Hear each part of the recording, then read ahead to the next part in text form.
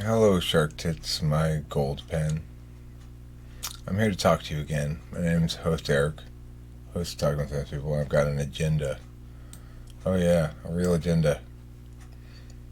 So, we're talking a little bit about TI-NE and NETI as a function pair because the last three people I've typed in my sessions have been INTP, INFP, INTP.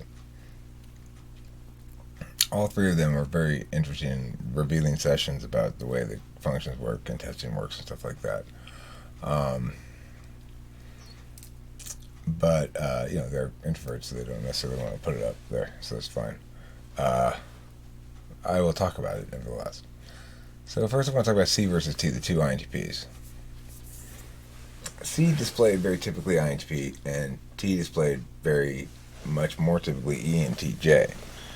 If you were looking at correlates, things like you ask T what his job is, what kind of work he does, how he goes about doing that work on a daily basis, it would sound like he's describing the sort of thing that an ENTJ does. He's a very successful, in a professional sense, INTP, and seems to have pretty damn good SE for an INTP, even does exercise and stuff like that.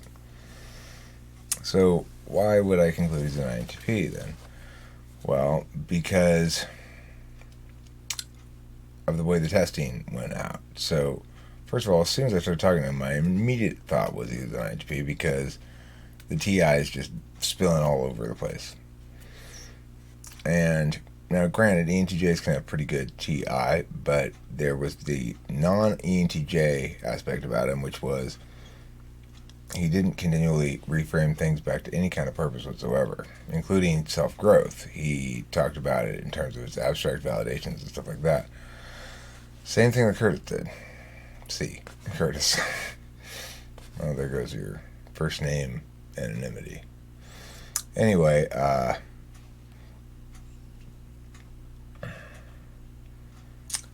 the results for the test for both of them were SI polar, they tested negative. NE polar tested negative, TI polar tested negative. So both of them displayed plenty of ability to generate SI stuff from the past. And both of them displayed plenty of expert intuition. When I did TI tests on both of them, they both tested positive for top block TI. Top block TI will have no problem keeping up with me without repetitions. There are times when I'll sort of lose my place, but let me see if I remember what I said. Their top block people will be at worst like that, and sometimes better than that if they're top slot, I'm a little with my SI. Good TI requires good SI because it keeps track of everything in RAM as it parses it out. Here's some snacks for you to keep in here. Thanks, darling.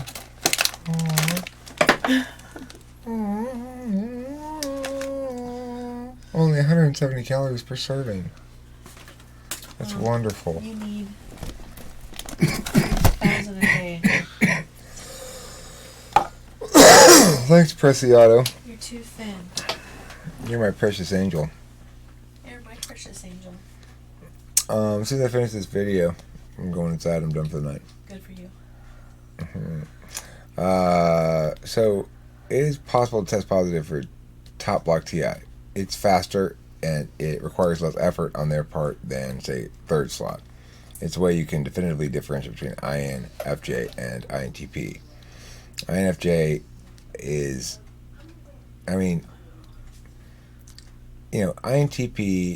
will be a step ahead of you the whole time and go, so what's the answer? Sister, or technically could be stepsister, or potentially like an adopted sister or something. They'll explain all the potential ways in which your thing could not be technically logically right or something. The shadow. Oh yeah, I see. So that's the thing that TI knows. Now I don't know how definitive that test is, and I don't know how to quite quantify it yet, but it's quantifiable for sure. So I think the way that TI works out, and the way that you can test it directly with the conditional stuff, there are benchmarks you can set that you can consistently say above this is Dom, and below it is, or at least above this is top block, one or two, or something else.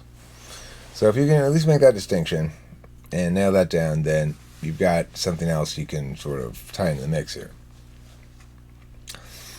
Now, as far as falsification tests of the system, if you can find somebody who tests positive for SI and NE, or SI and TI, then that would invalidate the whole system. If you find somebody who has an inconsistent polar, that is to say that they have NE, TI, polar, SI, well, then that would invalidate the notion of static slots and would be consistent with the idea of subtypes like Dave Superpowers has. So in order to prove Dave Superpowers, here's what you'd want to do. You'd want to show me somebody who's testing clearly positive in the TINE top block thing, and then additionally has SI as a polar. If you can show me that, then that would falsify my whole system, basically. Then it would make Dave's superpowers of the system the much more likely explanation. The idea that slots are movable, basically. Is his middle name Super and his last name Powers? I don't know. I just always call him DSP or Dave Superpowers. This is his channel name is. No, but why? Well, because it's cool. It's catchy. It's NI. He uses NI too. He has superpowers? I think it makes the name stand out. It makes the channel pop as far as the name I'm goes. just curious. Okay. So what's really needed here is a non-7 slots definitive skills test. I think that's what the TI top block test potentially offers. Now, I don't have it exactly delineated out yet, but a good way to test it for NE up there anyway in the top block, especially if you've got them narrowed down to if you've got paired away already INFP, and really with INTPs, with real INTPs, you can tell usually right away that they're not INFPs. With INFPs, it can be confusing what they are, but INTPs is pretty clear usually that they're not FI DOMs. So in those instances, to see if they're an INTP or an ISTP, to see if they're an INTP or something like ESTP perhaps, you can give them a function test called naming a combo product. And I'm going to mention this one because T gave such a great answer to it and I enjoyed it. I didn't give it to C because I just thought about it right today. Anyway, you say, okay, I just made a machine that it's a combo machine. One half of it makes tuna casserole, okay, and the other half of it makes coffee. The combination, tuna casserole maker / coffee maker. Now I can't think of any better name than that for it. I mean, I'm the inventor of this great machine.